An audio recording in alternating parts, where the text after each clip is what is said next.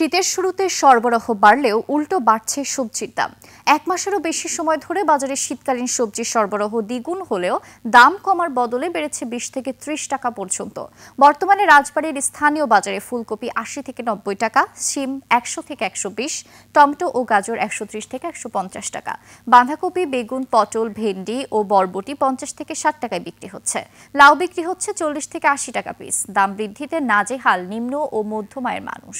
ব্যবসায়ীরা বলছে চাহিদা বেশি, পাইকারি দামে কমতি না থাকায় খুচরা বাজারেও রাখতে হচ্ছে বেশি দাম।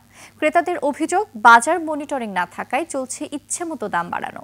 দ্রুত প্রশাসনের হস্তক্ষেপ দাবি করলেন তারা।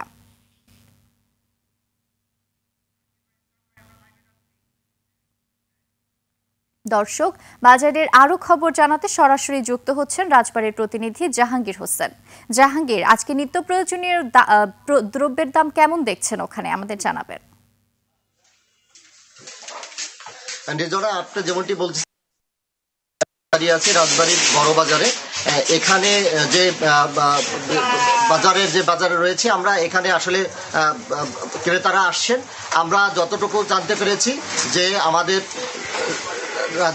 রাজবাড়ির যে জায়গাগুলো রয়েছে, এখানে পদ্মা নদীর পাড়ে রয়েছে আমাদের এই রাজবাড়ির বন্যা কবলিত এলাকার হওয়ার কারণে ইতিপূর্বে ফসলের ব্যাপক ক্ষতি হয়, কিন্তু বর্তমান সময়ে যে চর জেগে গেছে সেই চর জাগার কারণে এখন কিন্তু এখানে ফসল উৎপাদন হচ্ছে এবং এই সবজি বাজারে নতুন সবজিগুলো আসা শুরু করছে। তবে যে দামটা রয়েছে সেটা কিন্তু পর্যাপ্ত নয় এবং এটা কিন্তু বেশ বেশি দাম। ক্রেতারা বলছেন যে আসলে আর একটু দাম কমা দরকার। তবে আমরা কৃষি কর্মকর্তাদের সাথে আলাপ করেছি এবং কথা বলেছি। তারা বলেছেন যে পুরোপুরি যখন সবজিগুলো বাজারে আসা শুরু করবে তখন কিন্তু এই দামগুলো কমে যাবে এবং বিশেষ করে জেলার বাইরে থেকে যে সবজিগুলো আসে সেই আশা যদি বন্ধ হয় তো লোকালি উৎপাদন হলে ক্যারিং কস্টগুলো কমে যাবে।